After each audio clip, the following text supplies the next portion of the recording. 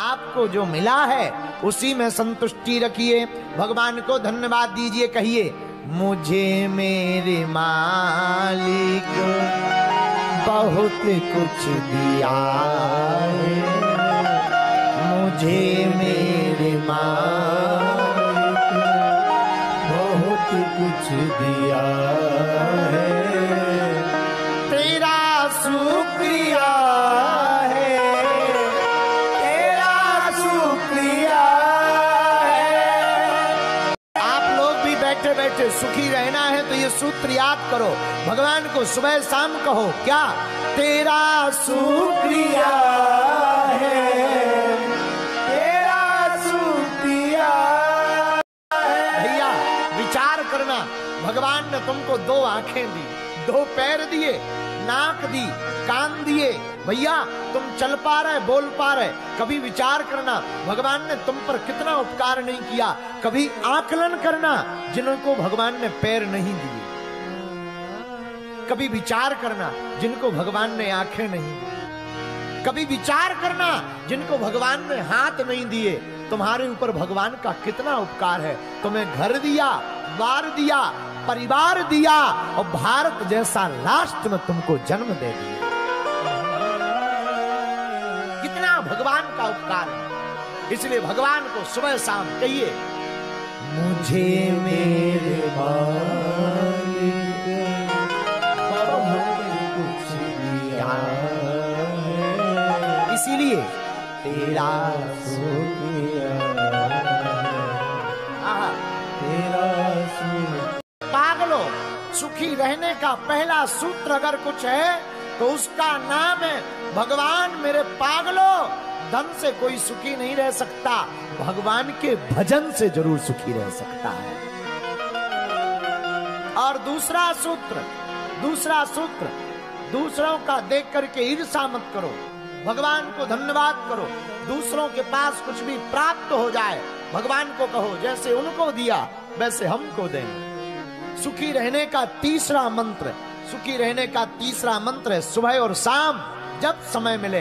भैया काम से तो जिंदगी भर समय नहीं मिलना है, पर सुबह और शाम समय निकाल कर भगवान के सामने खड़े होकर के यह कह दिया करो, मेरे मालिक बाबा बहुत कुछ दिया है, तेरा शुक्रिया है,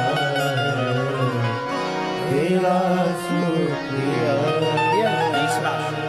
मेरे प्रियजनों, आप सुखी रहना चाहते तो हमारा चौथा सूत्र याद रखो। और चौथा सूत्र बड़ा प्यारा, संतोषी। जो है वो कम नहीं है, जो नहीं मिला उसका कोई गम नहीं है, जो पाना है वो सिर्फ एक ख्वाब है, लेकिन जो तुम्हें अभी मिला है वो लाजवाब है। जो कम है, जो मिला है वो कम नहीं। इसलिए भगवान को आप सुखी रहना चाहते हो, हमारी कथा में आए तो घर कुछ लेकर जाना हो तो ये बातें जरूर लेकर जाना। पहला याद रखना, दूसरी, तीसरी और चौथी बात संतोषी। क्या रखना? जोर से बोलो, संतोष। पांचवा सुखी रहने का सूत्र है, आप क्षमावान बनो, क्षमा करो। कोई भी अपराध कर दे, मेरे पागलों, कोई तुम्हारा बुरा करे तो तुम उसके पीछे मत पड़ जाया करो। जितनी एनर्जी, जितनी ऊर्जा, जितनी ताकत, जितनी बुद्धि, जितना विवेक तुम दूसरे को बदला लेने में लगाते हो, तुम में दम हो तो उससे बदला लेने की जगह उसको बदल डालने में अपनी ऊर्जा को लगा। अगर आप बदल डालोगे तो हम दावे के साथ कहते हैं तुम्हारी ऊर्जा सदुपयोगी होगी। तो ये पांचवा सूत्र तुम्हें याद रखना। पंचम सूत्र बड़ा प्यारा है, सबको क्षमा करो। छठवां सूत्र याद रखो सुखी रहने का, और छठवां सूत्र यह है, दौड़ते हुए घोड़ों का चित्र, उगते हुए सूर्य का चित्र घर पर लगाने से कभी सफलता नहीं मिलेगी। सूर्योदय के पहले तुम्हें जागना पड़ेगा और घोड़ों की तरह तुम्हें दौड़ना पड़ेगा। और अगर आप सूर्योदय के पहले जागोगे और घोड़ों की तरह मेहनत करते हुए दौड़ोगे तो मेरे पागलों, मीरा को राम मिले, रसखान को, सूरदास को, महावीर को, रैदास को, सबरी को, केवट को, हम कलिकाल में तुमको कहते हैं कि तुमको भी भगवान कृष्ण मिलेंगे, भगवान राम मिलेंगे, तुमको भी लक्ष्य प्राप्त होगा। ये 6वां सूत्र याद रखना। 7वां सूत्र और प्यारा है, और 7वां सूत्र सहज ये है, मेरे पागलो सरल रहो, विनम्र रहो, अभिमान में मत जियो। जो है भगवान का दिया हुआ है, जो तुम्हें मिला भगवान की कृपा से मिला, गुरुदेव की कृपा से मिला, निराभिमानी रहो। अगर तुम ये 7 सूत्र अपनी जिंदगी में उतार लोगे, दुनिया की ताकत तुम्हारी जिंदगी में कभी दुख नहीं ला सकती है। बोलो सीताराम।